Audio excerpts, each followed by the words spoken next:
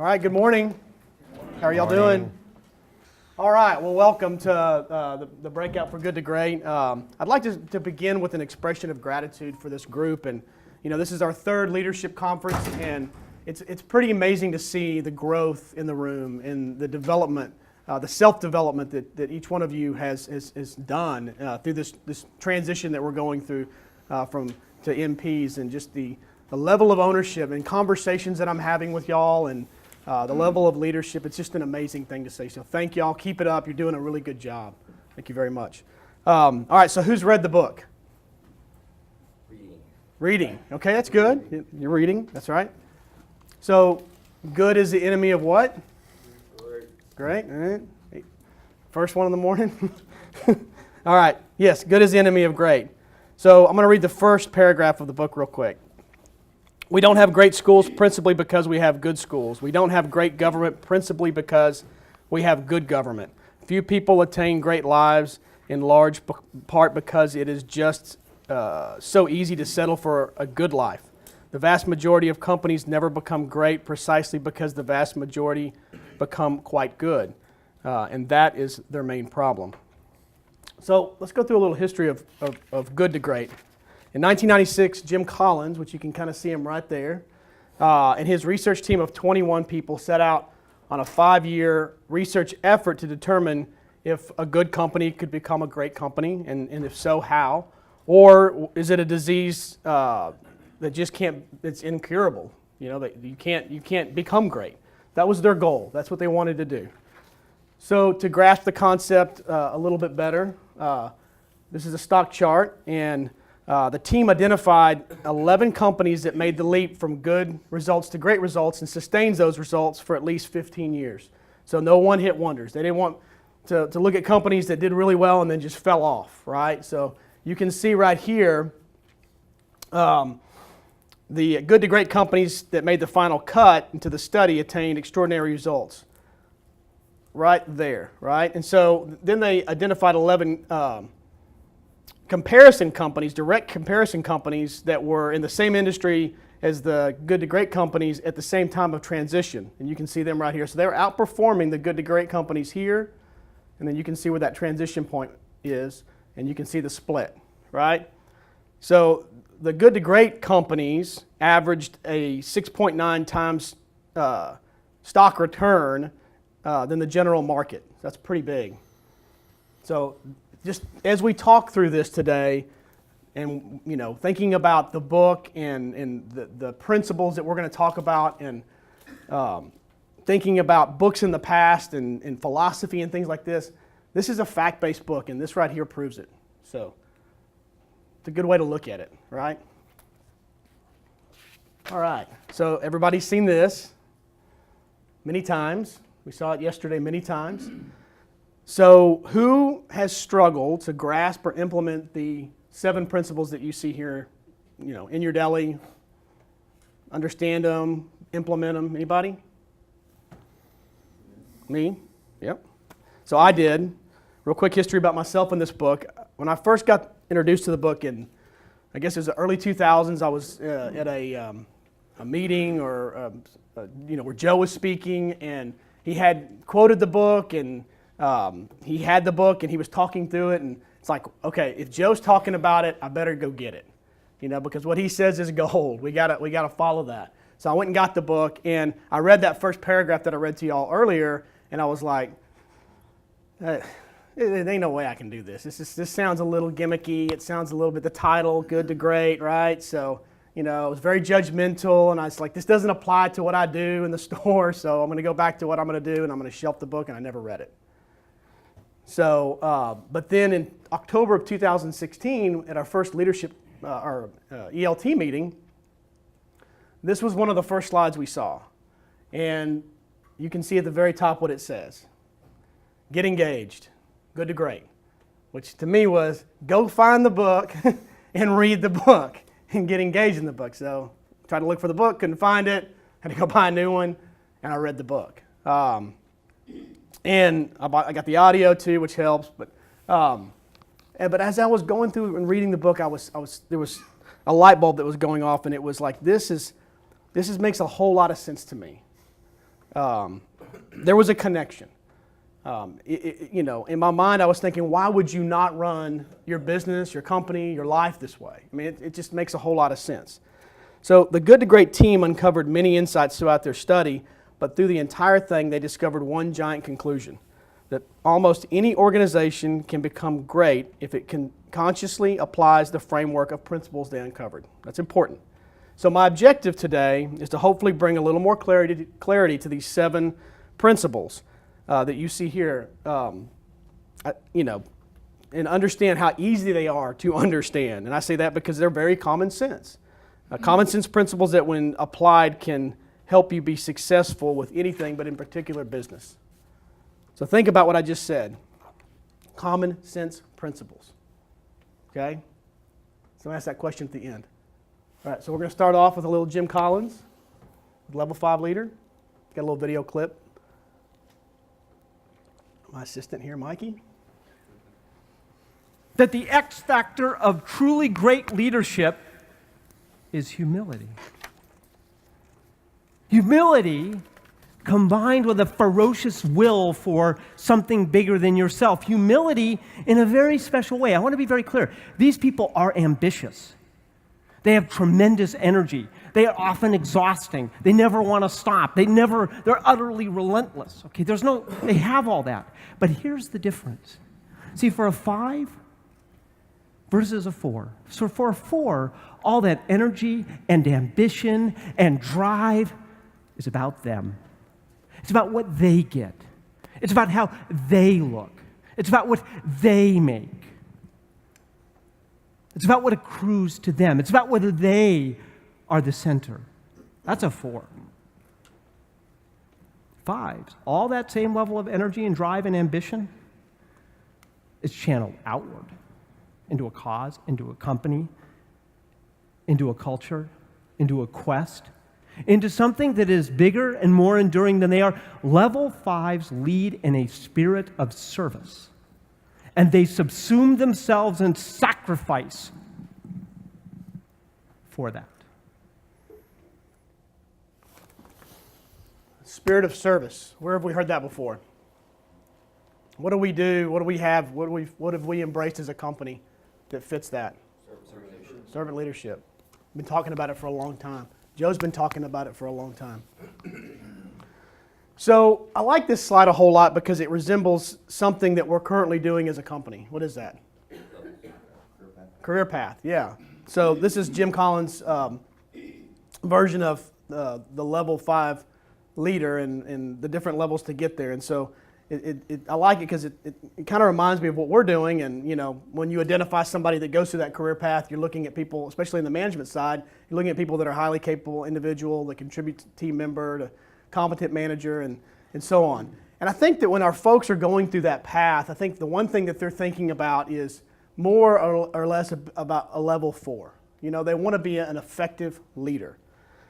I don't think they do it consciously. I don't think anybody thinks about, I don't want to be a level 5. I don't want to have humility and will. I want to be an effective leader. That's what their goal is. And I think that we have to be careful through that process of how we're developing them, that we're definitely bringing some of these characteristics through that development. But effective leaders. So someone's an effective leader, they're satisfied with being an effective leader that shows ambition and drive, but they are driven by ego. They are inspired with people following them. I believe that's why they're always chasing things. Think about that. Chasing turnover that leads to low employee satisfaction, that leads to low sales, that leads to low profits. When things are good, they're taking credit for it. When things are bad, they're saying, hey, I'm a victim here. It's not me, it's that. It's them. That's a level 4. He talked about that. Collins talks about the same characteristics as a level 4, relentless ambition and drive, but then brought it back to the X factor, right? What was the X factor? Humility, indomitable will, right? Leading with a spirit to serve others. That's why level 5 leaders can overcome the same adversity as a level 4. Think about that. The same adversity as a level 4. So you've got level 5 leaders out there that are dealing with the same problems as everyone else, but they're overcoming them, while others are always chasing them. They're always struggling. Think about yourself. right? So let's talk about the two sides of level 5 leadership, the yin and yang. So you've got the personal humility and the professional will. So on the humility side, demonstrates a compelling modesty, shunning public adulation, never boastful. Acts with quiet, calm determination. Relies principally on inspired standards, not inspiring charisma to motivate. I like that one. Channels ambition into the organization and not the self. Sets up successors for even more greatness in the next generation. That's why you have that 15-year show of results. Looks in the mirror, not out the window. Right? To apportion responsibility for poor results, never blaming other people, external factors, or bad luck. And then you got that will, that drive. Creates superb results, a clear catalyst in the transition from good to great.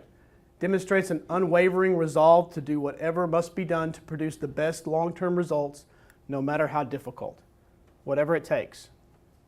Sets the standard of building an enduring great organization, will settle for nothing less. Looks out the window, not in the mirror, to apportion credit for the success of the organization to other people, external factors, and good luck.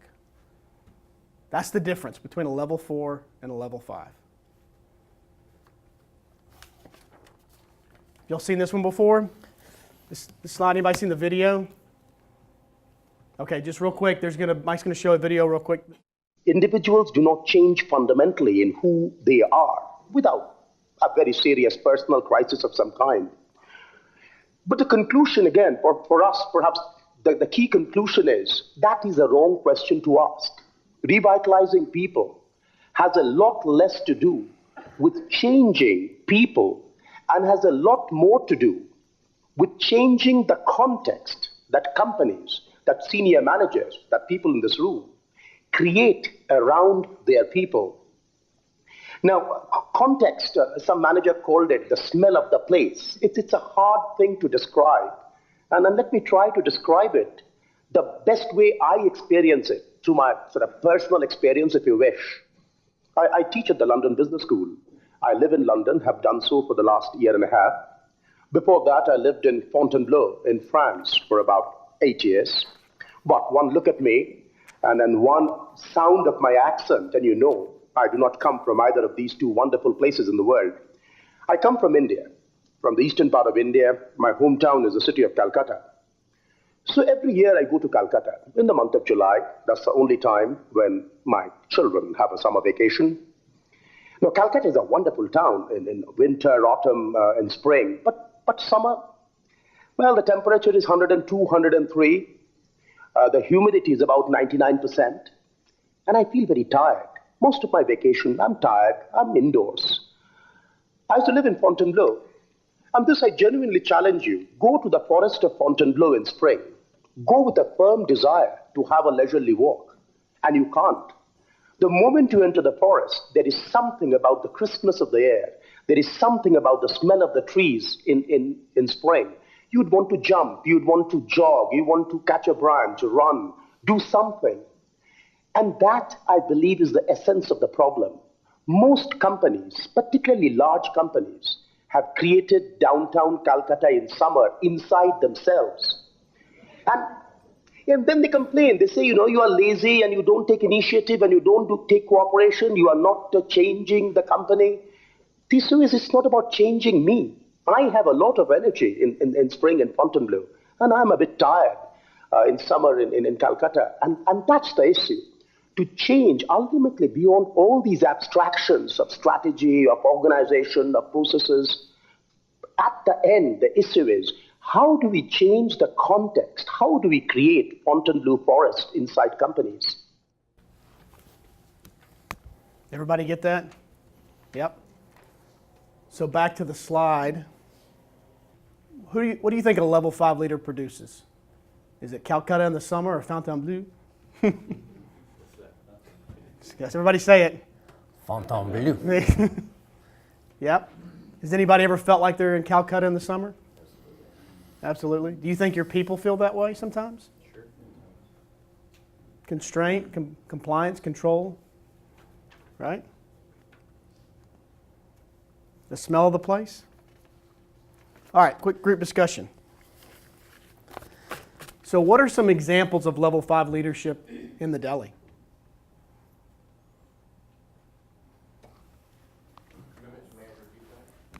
What's that? Spencer, I'm sorry. Commitment to manager feedback. Commitment to manager feedback. Employee empowerment. Employee empowerment, that's a good one. Yep. So Jason, just to key on that idea, when I think of in Breakout yesterday, somebody mentioned training. And when I think of that word training, I think of telling them exactly what they can do, what they should do, or how they need to do things. And then my mind goes back to the idea of stretching them and supporting them and trusting them, and then the idea of starting with the end in mind, right? So what do you want your employees to know? Ultimately, at the end of the day, you want them to know what? That they're there to do what? Better themselves.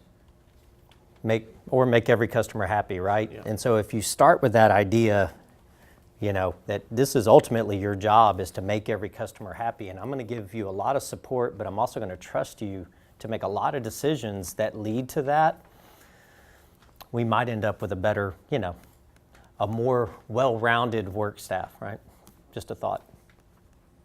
When I think of level 5 leadership and I think about the deli, I think about we've all heard this many times in our career, doing the right thing when no one's looking, right? But I think there's one thing that takes it up another level. It's doing the right thing when it's hard to do, right? And I was using this with a manager one day and talking to them about that and saying this is what a level 5 leader really does. And a good example would be, so you're on it's a lunch shift and your mate's got a lot of tickets and there's a ton of tickets to go. It's really hectic. Food's coming down. It's out of order. Ticket times are long. And then you see a sandwich come out and it's not right. And you look at the situation. The customer's waiting forever for it. And you're like, I want to send it back, but I got all these challenges.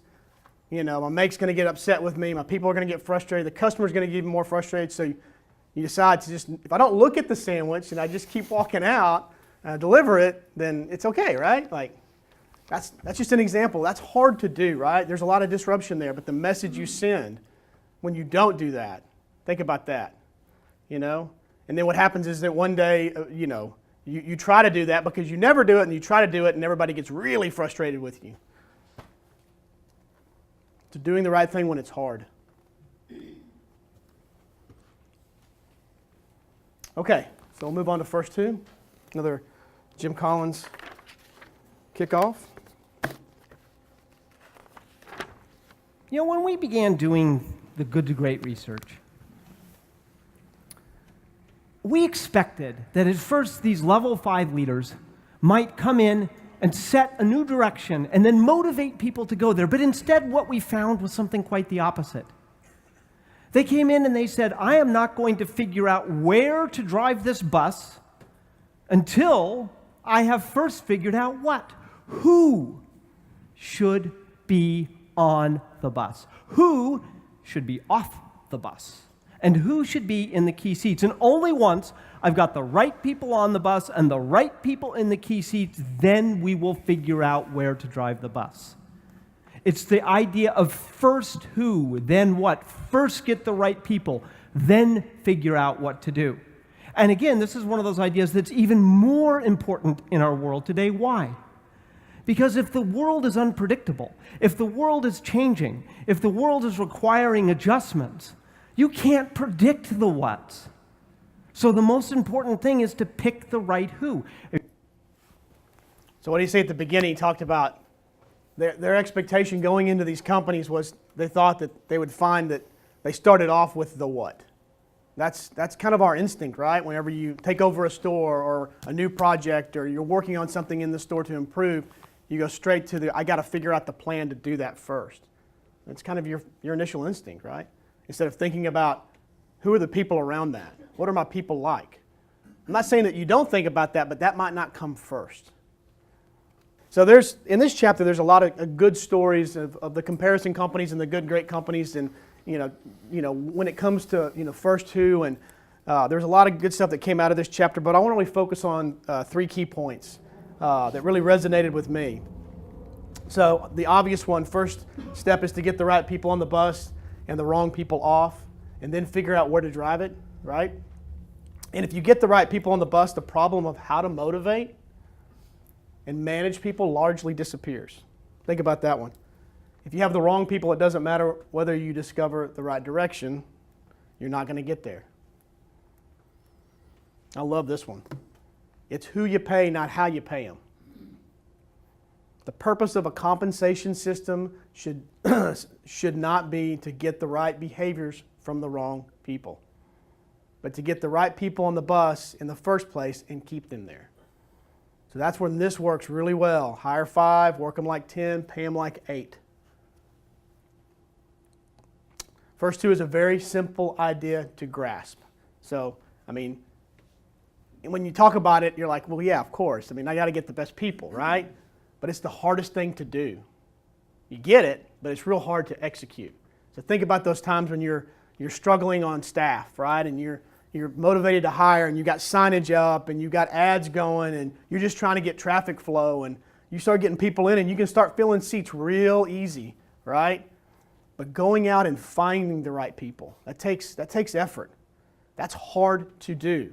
But whenever you do it, you make the time for it, and the people that you find typically are a lot better than the ones that are just coming in, right?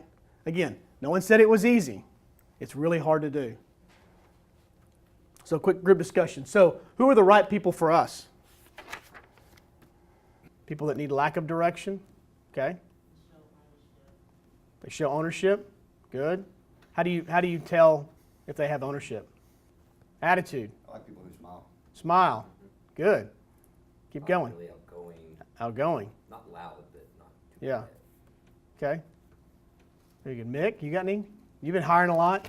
I look for strong work ethic and people who are naturally friendly and truly want to take care of customers. Yeah. That's awesome. Who are the wrong people for us? The opposite of what y'all said. Do you ever have the right people in the wrong seats?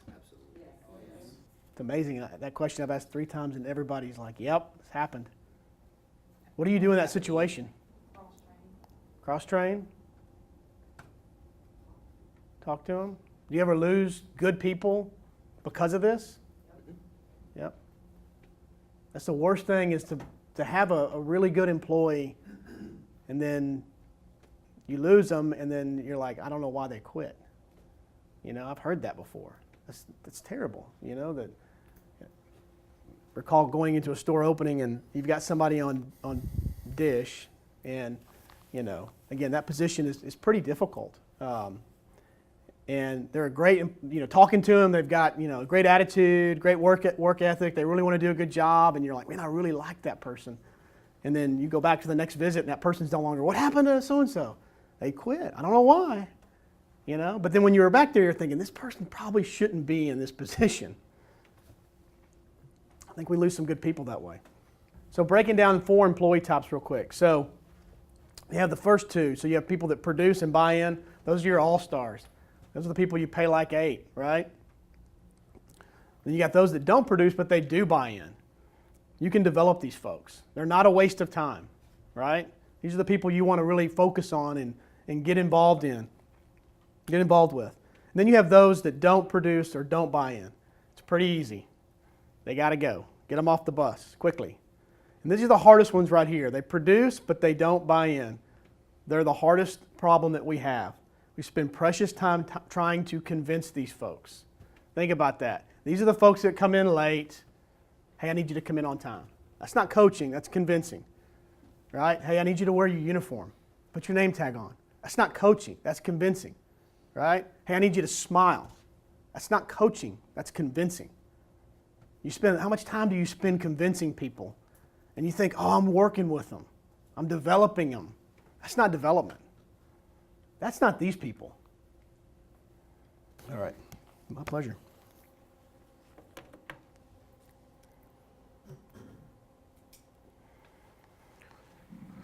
This marvelous ability to combine faith and facts. Unwavering faith in the end game. Confront the brutal facts that are right in front of you. This is the Stockdale paradox. And every one of our great leaders were incredibly comfortable with picking up the rock and looking at the ugly stuff underneath and saying, what are those facts? Because if we don't confront the brutal facts, they will confront us. The greatest mistake in public leadership, as Winston Churchill put it, is to hold out false hopes that will soon be dashed by events. Boom. Troy did a really good job yesterday of confronting the brutal facts with us, right? That was pretty cool what he did. He put all those years up and went through that process, rowing facing backwards, right? That was pretty interesting. So, just thinking back to the last chapter we talked about verse 2. I'm gonna go there for just a little bit, but I'm gonna get back to this. But we're always thinking and rethinking about ways to motivate our folks, right? As a leader of your deli, you might be pushing yourself to be charismatic in your approach and your message to get people on board. Sometimes that charisma can turn into false hopes or false kindness. And most of us feel that we have to do that because facing the brutal facts with our people is very hard to do, right? It's very demotivating at times to sit down with somebody and face those brutal facts or face the brutal facts as a team. It can be I don't want to demotivate my people. I want to have a good day. I want to have a good week. I want to have a good month.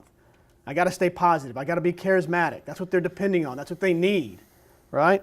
So the question becomes, how do you motivate people with brutal facts?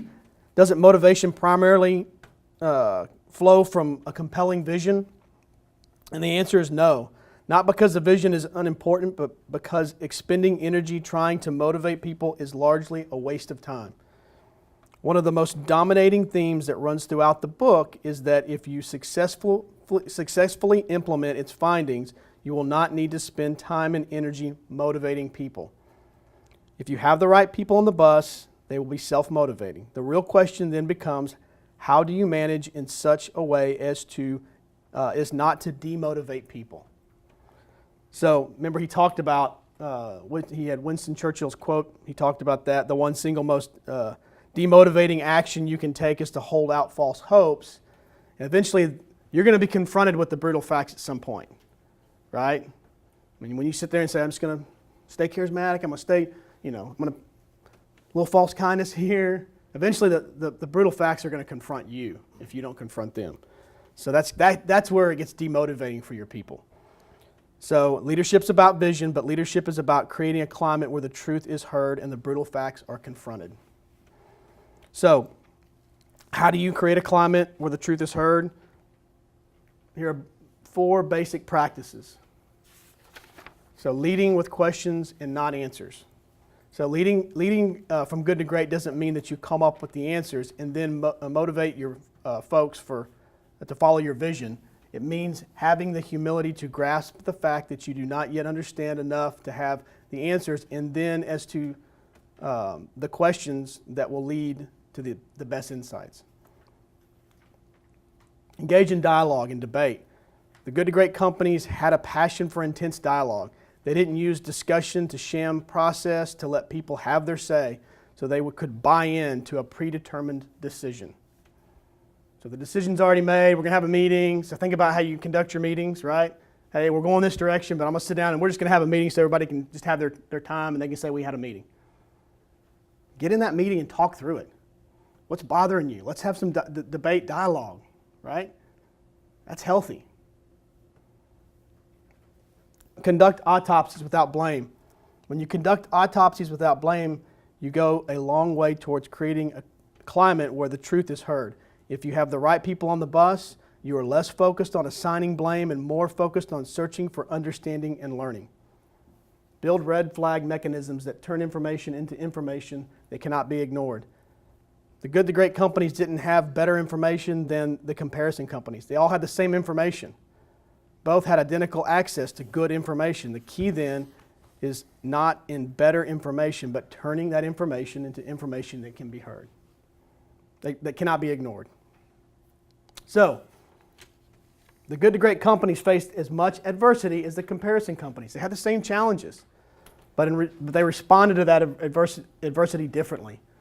They faced the realities of their situation head on. As a result, they emerged from adversity even stronger. So back to that chart, right? They had the same challenges, but because they went head on, they faced the brutal facts. They got the right people on the bus. They had a leader that wasn't afraid to do that. They were disciplined enough to do that. They came out stronger, right? When the other companies went like this, they went like this. No matter what the climate was like. We're all facing challenges out there, you know? Competition, real estate, weather, all kinds of things. Everybody is doing the same thing. They have the same challenges. So that's a good one. So group discussion. So what are the brutal facts in your deli? Just name some. Inefficiency with labor. Efficiency with labor. How to keep that balance, right, of service and efficiency. Absolutely. That's good. What mechanisms do you have to confront them? Business plan. There you go. Yep. That's good. That was our next little bullet.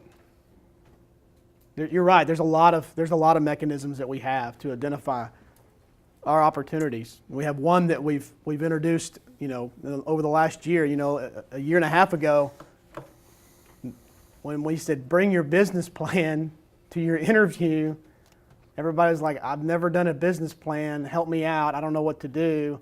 And y'all know this. Y'all know that. You know what happened. And some of them were these massive plans, and some of them were not. And we struggled with that. But the plans were written mainly for the interview, right? I mean, no one's ever asked me to do that before. And then we've incorporated this new tool that we have that allows you to face the brutal facts and come up with a plan. So again, there's a lot of mechanisms out there to help us with that. But there's one that we can use effectively when it's organized the right way. And again, facing those brutal facts, not holding back, putting it on one document. All right. Hedgehog.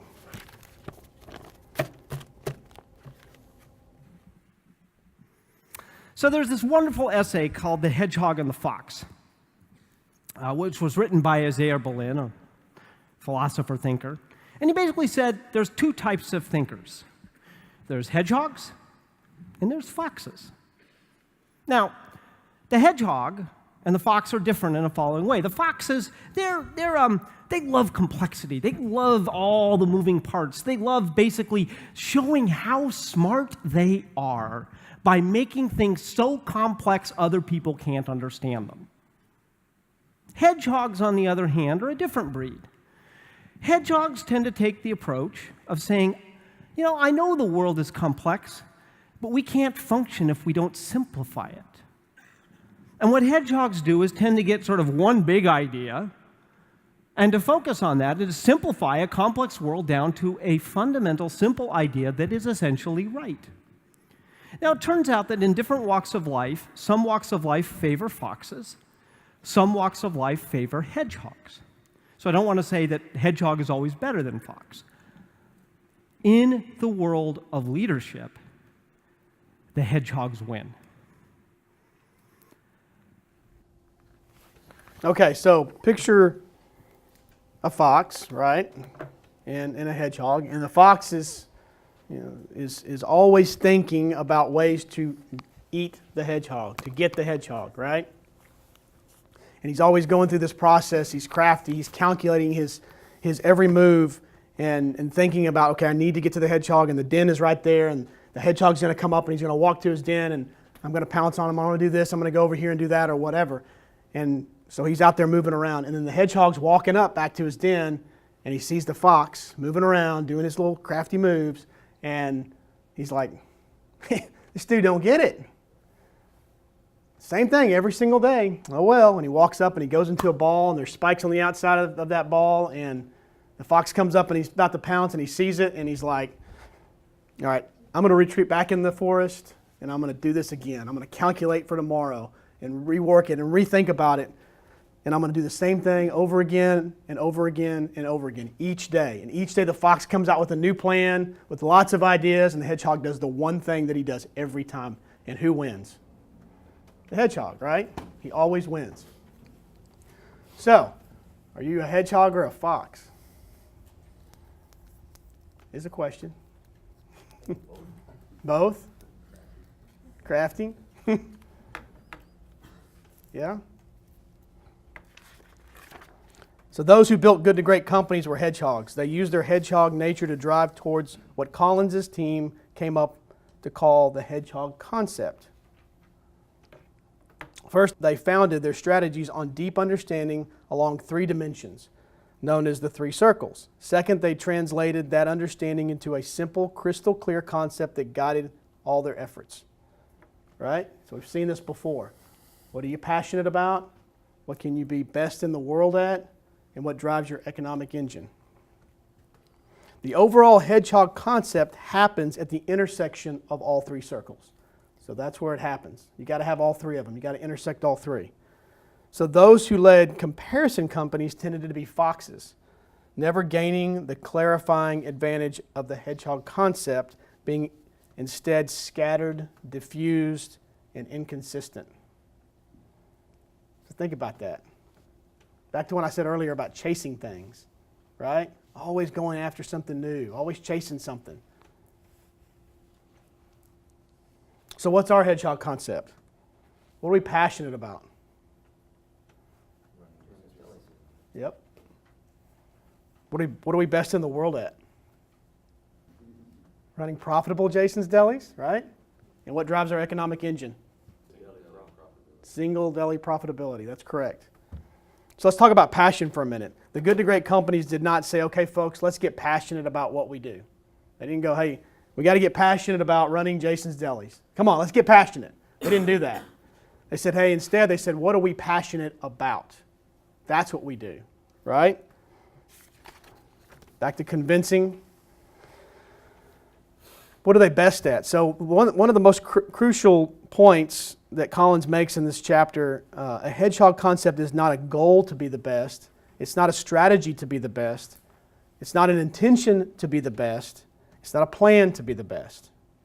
It's understanding what you're best at, right? You're not going to have a goal to be the best at running Jason's Delis or running profitable Jason's Delis. And then the economic engine, you don't have to be in a great industry to become a great company. Each good to great company built a fabulous economic engine regardless of the industry, right? No matter what the challenges were, they did well financially. They were able to do this because they attained profound insight on their economics, into their economics. So they knew their economics, right?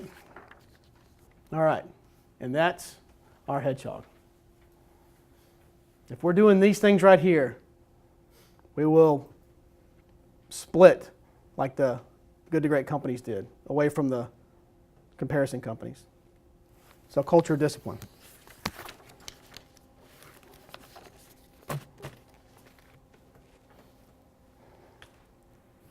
Discipline. All of our research underscores the powerful differentiating role of discipline. And never confuse discipline with bureaucracy. They are entirely opposite ideas. The purpose of bureaucracy is to compensate for incompetence.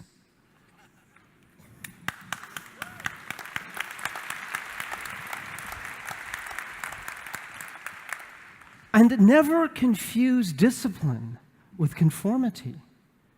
True discipline requires an independence of mind. True discipline means we're so clear about what is important. We are so clear that we don't allow what everybody else says to knock us off course. So a culture of discipline. To have a culture of discipline, you have to have disciplined people that have disciplined thought, that take disciplined action. And they have to fill that culture with self-disciplined people who are willing to go to extreme lengths to fulfill their responsibilities, right? That's the most important thing there. They avoid bureaucracy and hierarchy. Instead, create a culture of discipline with an ethic of entrepreneurship. They build a culture around the idea of freedom and responsibility within a framework. So thinking about that, those hash marks, they're wide. You've got freedom within inside them, right? And he talks about that. He uses an example in the book. I'll tell this story since we didn't have the video, but like thinking about getting on an airplane, right? And you're about to take off, and everything looks really good, and the pilot's up there, and they've got a checklist, and they've got their course plotted really well, and they have to stay on course, and they've got it all figured out, and they take off, you feel good about all of it, and you're out there and you're flying, and then you're coming in on approach, and there's weather, right? And that pilot, does that pilot have a decision to make? Can they make those decisions in that situation, what to do based on that weather? They're the one that's in front of the weather, right? They still have to operate within those hash marks. They still have to use a checklist. They still have, to use the things that are provided, the training and the things that are provided in that plane for them. But, think about it. I've been in this situation before when you're flying down and you're landing and it's rough and you can see the lightning and you see clouds and there's a storm. You don't see the ground, right? It's a little scary. And all of a sudden, you're coming down and you're about to land and the plane goes right back up. And the pilot comes over the intercom and says, couldn't land because of crosswinds. We're going to go around and come back and try it again. That pilot made that decision based on that situation. They were able to operate within in that framework, right? And make those decisions. They have the freedom to do that. And thank God they do, right? Adhere to great consistency of the hedgehog concept, exercising an almost religious focus on the intersection of the three circles. They make stop doing lists instead of to-do lists. So think about how many times you make a to-do list. I make one every single day, right? But they're more focused on what they need to stop doing. That's tough. Who does that? Anybody? No? Don't confuse, I like this one, a culture of discipline with a tyrannical disciplinarian, right? So when you think about discipline, a lot of us think about, military style discipline and follow my direction and line up here and do this and do what I say. And that's not what this is at all. It's being able to it's being able to hire the right people, right? Remove bureaucracy. It's this stuff right here.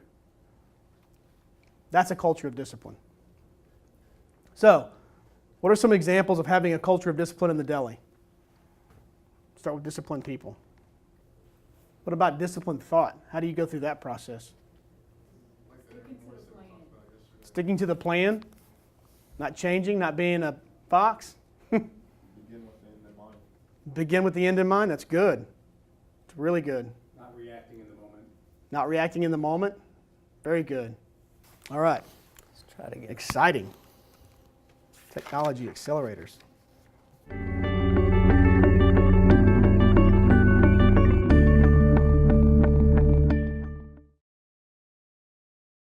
In Good to Great, we wrote a whole chapter called Technology Accelerators. And the essential punchline of that chapter is that those who built the great companies were not more advanced necessarily in their use of technology, and they certainly did not embrace every technology that came down the road. The critical question they asked themselves was, does this technology fit with the three circles that make us great? Does it fit with what we're passionate about? Does it fit with what we can be the best in the world at? And does it fit with what drives our economic engine? And just because everybody else thinks it's cool, and just because everybody else is doing it, doesn't mean you should. The really critical question is, does it fit with your three circles? Is it an accelerator of your three circles?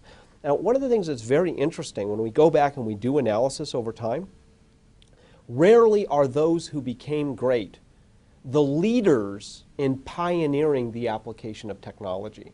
They tend to be ones who sort of learn and see what actually works for their particular situation.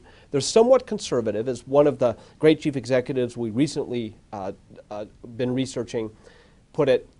We like to be one fad behind, right? They're one fad behind, but then when they see that something really does work, then they'll harness it to their flywheel. That's what we've seen on technology.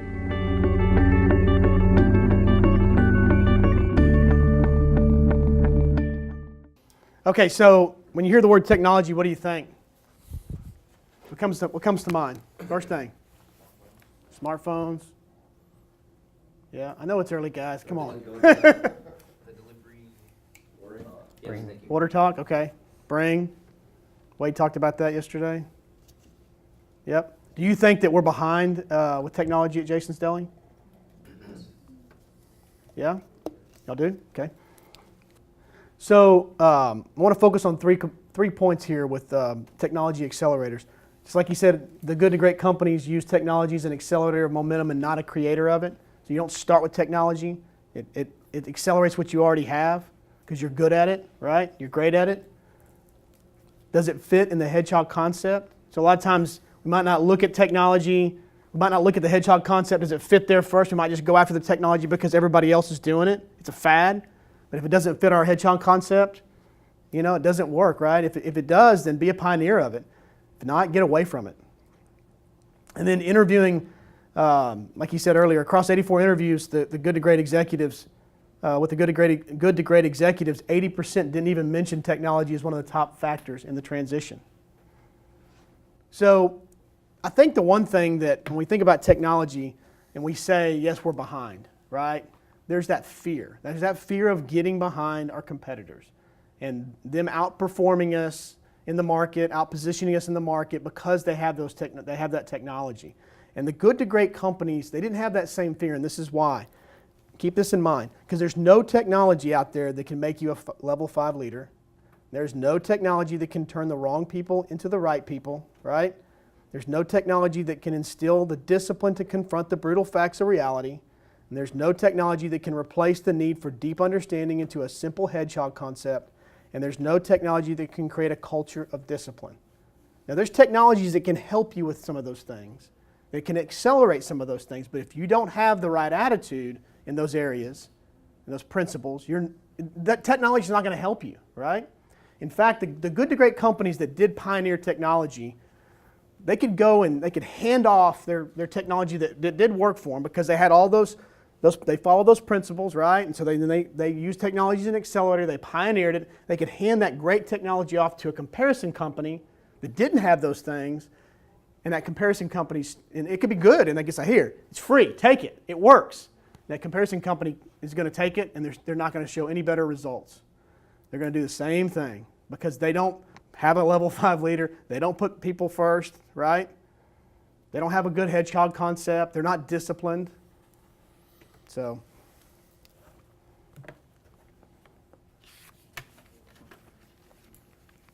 what are some technology accelerators that fit our hedgehog concept that we currently have or that are out there that we don't have? Online ordering. That's good. Yeah, that's definitely an accelerator for us. We were already doing, that's a good example. We were already doing the labeling. We'd been doing it for years, handwritten labels. We did it pretty good. We did it really good, right? And then has that not made it better? I mean, any store that I've walked into, I'll ask an employee, and they're saying, that is awesome. We love it. That's definitely an accelerator. What about that don't fit our concept, our hedgehog concept? That we're either doing or we know our competitors do? TV advertising. Very good. Nothing? No? All right, we got about 3 minutes here. So, the flywheel.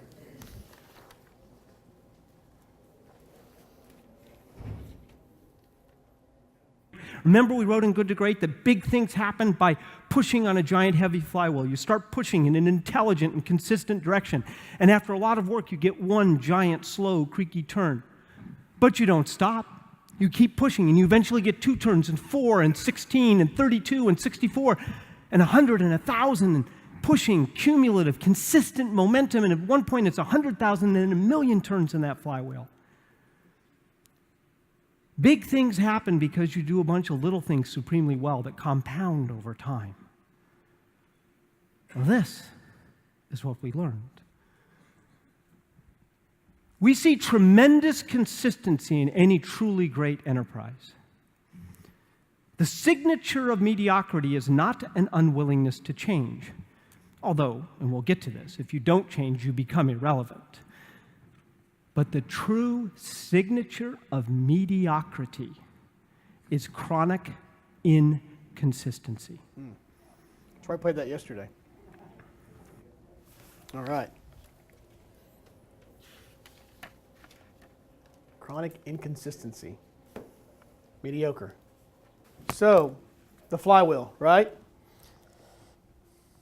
So, build up and breakthrough. So, breakthrough never happens in one fell swoop. And it doesn't happen all of a sudden, right? It's step by step, action by action, decision by decision. Turn of the flywheel. So all the work you're doing, think back to that chart I showed you at the beginning.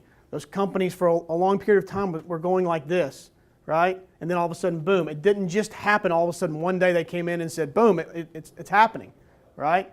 It was day by day, step by step, action by action. It all adds up to sustained, spectacular results. It's all of this working together.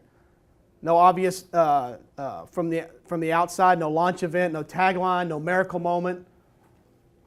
And then here's one that is huge for all of us. Patience and discipline, right?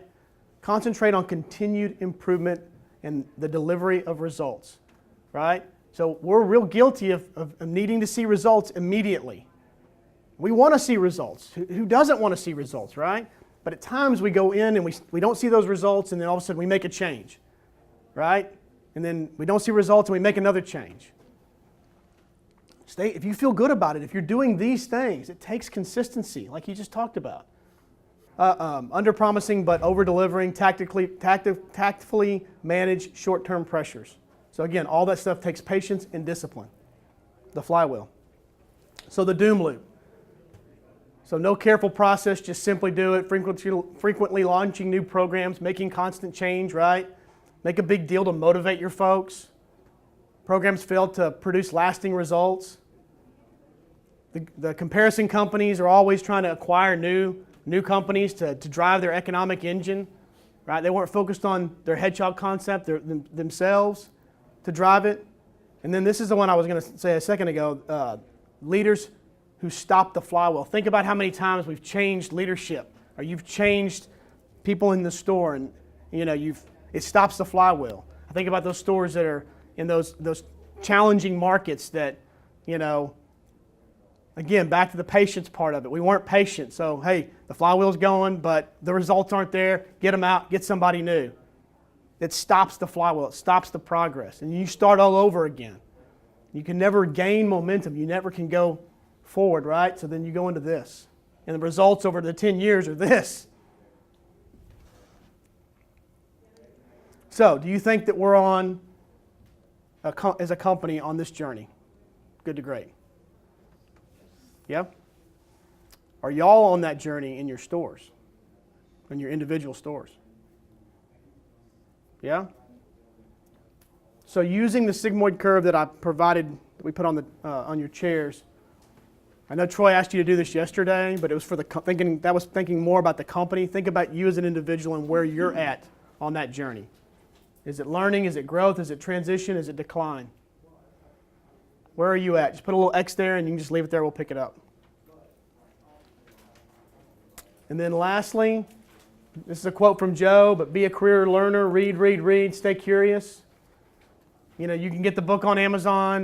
You can get the audio. I highly recommend it. Jim Collins is the narrator on that, so his passion comes out in the audio. Get the book, get both. But his website is awesome. Very intuitive. Lots of little clips. Good things to read on there. So that's it. Thank y'all.